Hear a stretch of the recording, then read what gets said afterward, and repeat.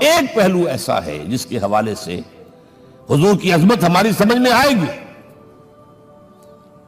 حضور ایک انسان کی حیثیت سے کیا تھے, ایک باپ کی حیثیت سے آپ کا کیا طرز عمل تھا.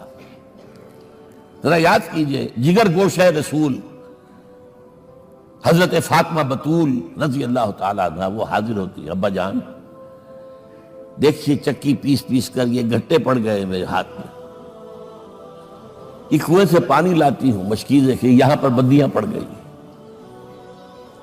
حضور اب تو عام لوگوں پر بھی آسانیاں ہیں, لوگوں کے ہاں غلام آ گئے ہیں, کنیزیں آ گئی ہیں, مال و دولت آ گئی ہے, مجھے بھی کوئی غلام کنیز عطا ہو جائے.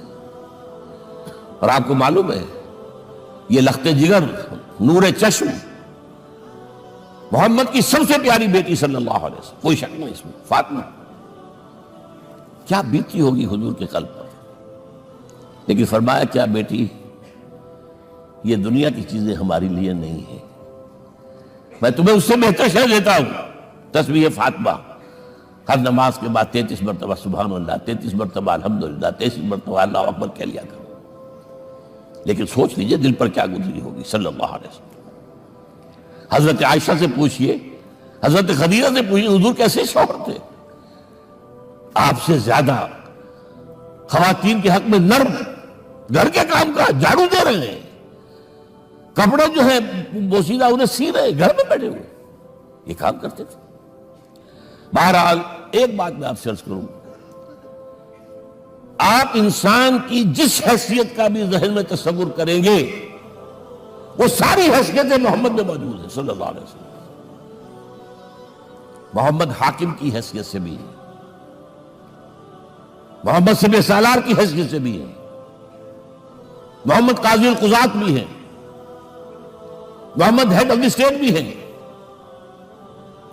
محمد بیویوں والے بھی ہیں, اولاد والے بھی ہیں, محمد 5 وقتہ امام بھی ہیں, جمعہ کے خطیب بھی ہیں, مدرس قرآن بھی ہیں, مربی بھی ہیں, مزکی بھی ہیں, اور ہر میدان میں بلند ترین مقام.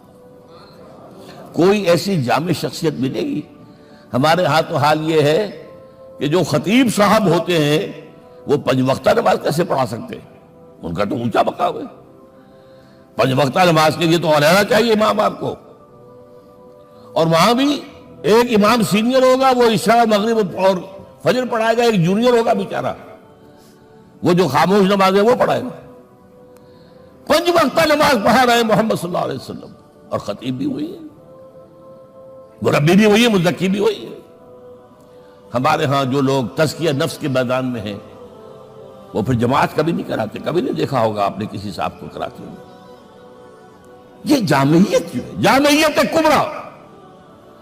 پہلی بات تو یہ نوٹ کیجئے, حضور انتہائی غیور انسان تھے, انتہائی غیور. یہ کہا جاتا ہے کہ اگر حضور گھوڑے اس میں سوار ہوتے تھے اونٹ پر اور آپ کا کوڑا نیچے گر گیا تو آپ یہ کسی سے نہیں کہتے تھے کہ ذرا یہ میرا کوڑا مجھے پکڑا دینا, یہ بھی گوارا نہیں تھا. آپ اونٹ بٹھا کر نیچے اتر کر اپنا کوڑا خود اٹھاتے تھے. کسی سے اپنے ذاتی کام کے لیے کوئی مدد مانگنا امکان ہی نہیں. بلکہ ایک واقعہ تو وہ ہے جب بھی میں تذکرہ کرتا ہوں میری آنکھوں میں آنسو آ جاتے ہیں. یہ ہجرت کے وقت کا واقعہ ہے. آپ کو معلوم ہے حضور نے تمام مسلمانوں کو مکے سے جانے کی اجازت دی, چلے جاؤ مدینے, چلے جاؤ مدینے. آپ خود تھے موجود, اس لیے کہ رسول اپنے مقام کو نہیں چھوڑ سکتا وداؤٹ ایکسپریس پرمیشن فرام اللہ سبحانہ و تعالی.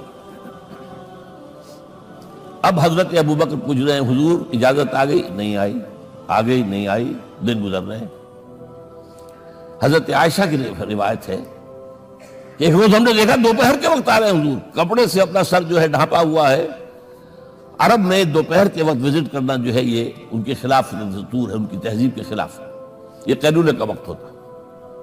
تو حیران ہوئے, آتے ہی فرمایا ابوبکر ہجرت کی اجازت ہو گئی. اب انتہائی خوشی سے اور بڑی امید میں کہ بڑی شاباش ملے گی, حضرت ابوبکر فرماتے ہیں, عرض کرتے ہیں حضور میں نے 2 اونٹیاں تیار کر رکھی ہیں, خوب کھلا پلا کے انہیں فرما کیا ہوا ہے. یہ ہجرت میں ہمارے کام آئے گی؟ حضور تھوڑا سا توقع فرماتے ہیں، پھر کہتے ہیں اچھا ٹھیک ہے، ایک میں استعمال کروں گا لیکن میں اس کی قیمت ادا کروں گا۔ حضرت ابوبکر رو پڑے، حضور مجھ سے یہ مغایرت، سائے کے تناب کے ساتھ رہنے والا، اس سے یہ مغایرت، ذرا سے اشارے پر اپنی کم سن بیٹی پیش کر دی نکاح کے اندر، اس سے یہ مغایرت، رو پڑے۔ لیکن حضور کی اپنی غیرت تھی، میں قیمت دوں۔ اب بتائیے مدد کا کے لیے درکار تھی؟ مدد تھی ان کے مشن کے لیے۔ مشن دو حصوں میں تھا، اس کو جانیے، آج کچھ علمی باتیں آ رہی ہیں۔ حضور کے مشن کے دو حصے، ایک ابتدائی جو تمام انبیاء اور رسول کا تھا، ایک تکمیلی جو صرف محمد کا صلی اللہ علیہ وسلم۔ ابتدائی کیا ہے؟ اللہ کی طرف دعوت، تبلیغ۔ جو دعوت قبول کر لے ان کے لیے بشارت، بشیر کہ تمہارے لیے آخرت میں جنت ہے، نعمتیں ہیں۔ رد کر دے ان کے لیے نذیر، خبردار کرنے والے، جہنم کے لیے تیاری کر لو۔ داعی اللہ، اللہ کی طرف بلانے والے، سراجا منیرا، روشنی کے چراغ۔ یہ حیثیتیں مشترک ہیں تمام انبیاء کرام۔